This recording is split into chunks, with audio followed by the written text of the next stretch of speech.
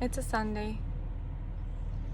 I'm in the car with the babies because we just got back from church, but they're sleeping.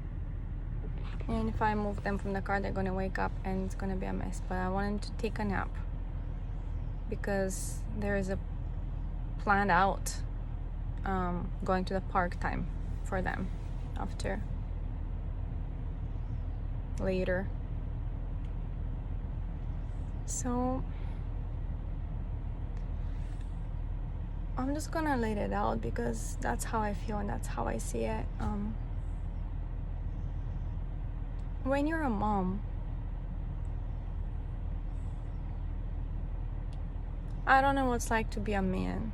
I don't really know what's like to be a guy. I don't know how they feel, what pressure and what drive they have. I have no idea. But I know what's like to be a mom. And of course it's the biggest blessing, but it's such a tremendous amount of inadequacy and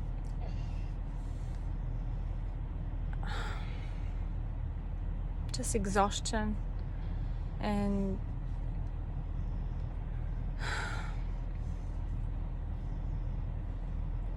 so I see how there is always the need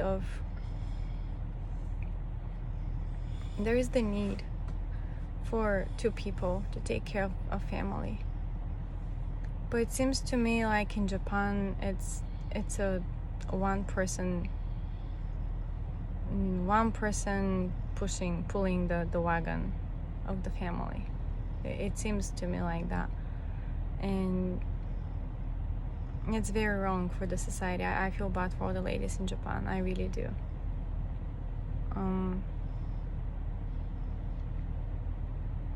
I don't understand it, and quite honestly, it pains me because, you know, they're not supposed to be looked at as servants and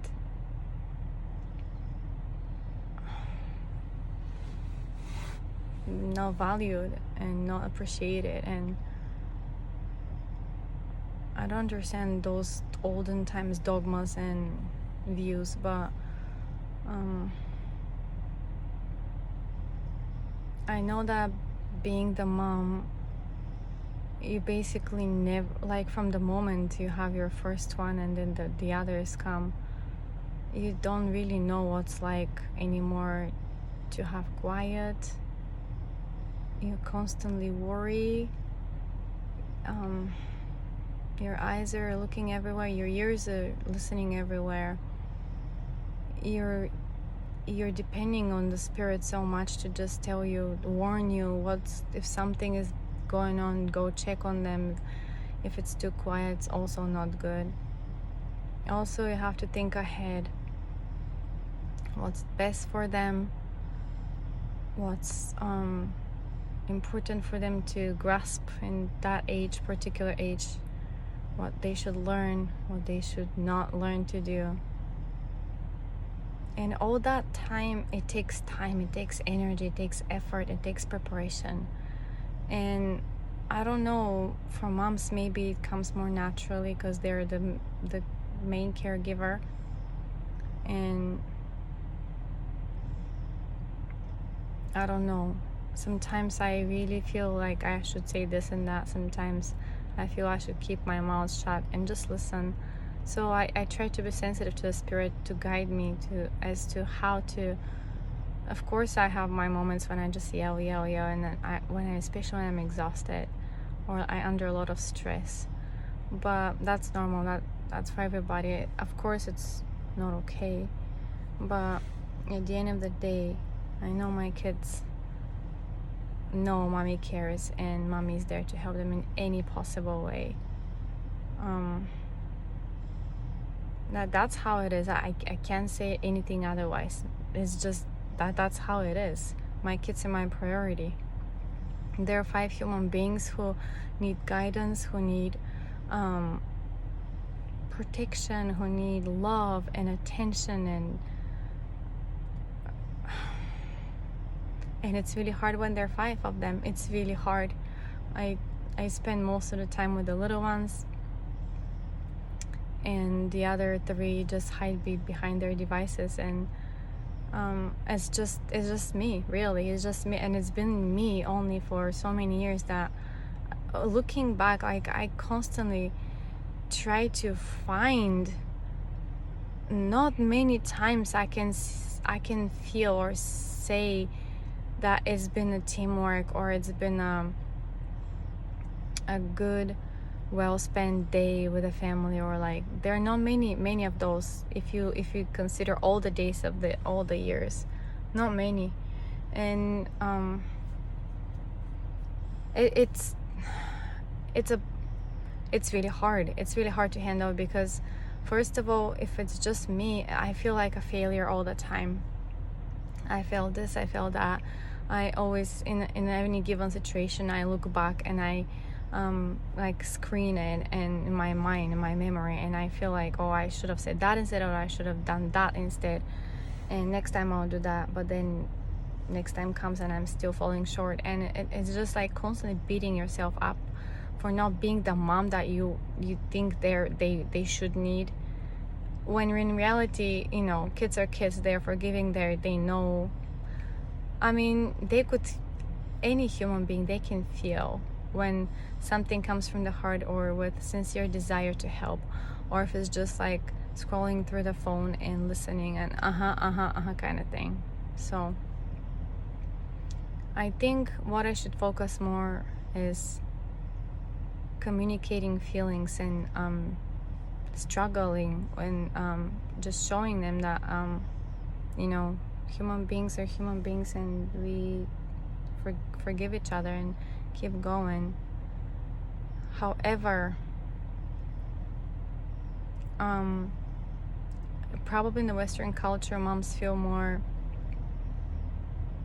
I don't know, appreciated, loved, acknowledged of their existence, acknowledgement of their existence. And of course, there are always jerks who go to other ladies just because. There always will be those, but in general, when like, I think I hope there are like men who once they marry somebody, and they think of that woman as a attractive young lady with beautiful who is beautiful inside and out. But that changes, because our body literally changes. It transforms from, you share with another human being. Like, once you have a baby inside of you, it's like your life changes forever. And that's that. And it's not like about you anymore.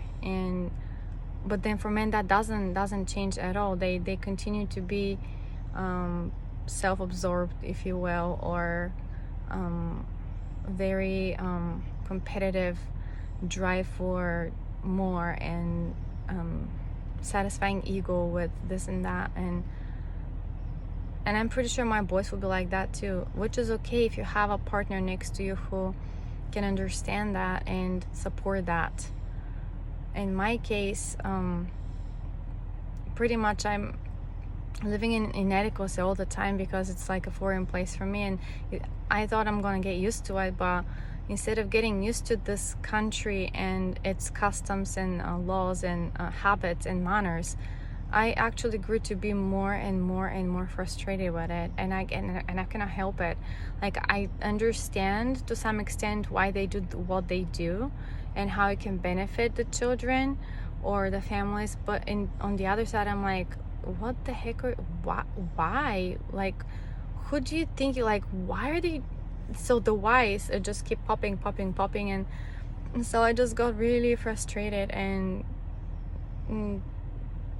not helpful to be married to one of them, really. Not helpful, because that's a person who's in their own country and feeling comfortable, and here you are trying to cope with all of it, and trying to make sense in your head, and that creates so much pressure.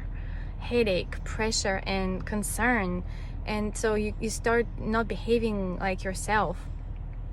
And in actuality, I don't think my kids really know who is the real me, because they have seen me maybe for a month at my parents' place 5 years ago, when we visited one summer and we stayed for the whole month of August. Now 5-6 years ago, I don't remember, 5 years ago. It was great because I still had 3 kids with me, and I still they were still small, but there is so much I cannot tell the difference. It's just so much different. Like, I could talk to the people on the street, I could talk to the neighbors, I could joke around, I could make new friends, I could do so much more, and physically and mentally I felt rejuvenated, fresh, home, if you will. But coming back here to this reality was like, oh my goodness, I cannot even begin to tell. When you see yourself in a room full of little people, bigger people, preteens and toddlers, all screaming around for their different purposes, making sounds of with objects, and you're trying to make the dinner, and you're like cutting something there, or like stirring something in the pan, and you overhear them while they're talking. And sometimes it's in English, sometimes it's in Japanese, sometimes it's just baby, toddler, scrambled, whatever phrases. And and somebody starts crying, or to start crying, or they start fighting, or it's just like I feel like, why am I doing this all by myself? What is family all about? Like, just please explain to me. Of course all the children have good days and bad days. I get that, I know that, but why did I have to raise 5 children by myself, going through their moods and tantrums and discouragement and tears and all that, even when they have crashed because of something happened at school, like fell during the marathon, couldn't finish first, or anything? Why I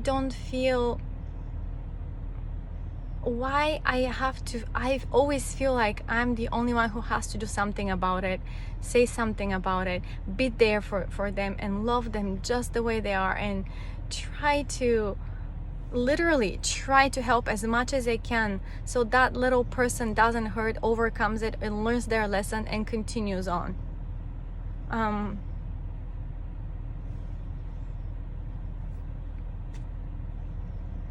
I know there's a purpose for that. I know it. I don't see it yet, but Heavenly Father sees it. And I know the Lord walked alone a lot. And I know He knows how I feel. He knows that even if you feel absolutely, entirely, completely betrayed and just neglected and disapproved of and minimized and whatnot, He's there. He's been leading me. He's been guiding me. He's been lifting me up. He's been my strength, my power, my light. So I don't have to do something stupid.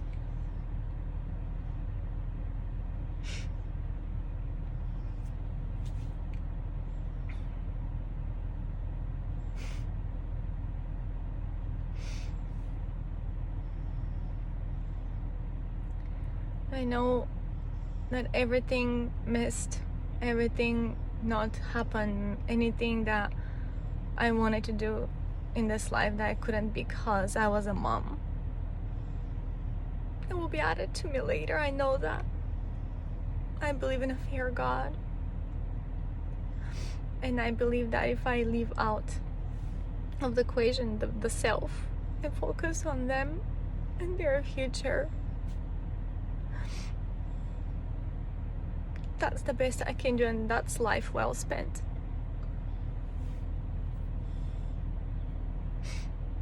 So people threatening me that if I find somebody elsewhere, they will stop financing the kids, that's not a threat to me. That's not a threat. That just tells me how low people can go and how much they care about their children.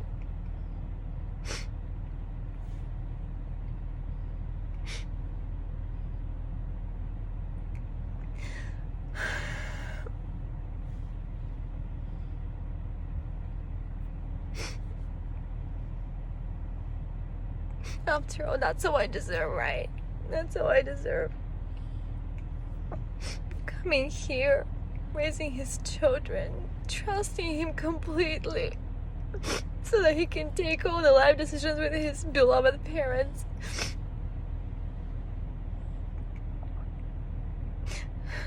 As if I was like this nobody there.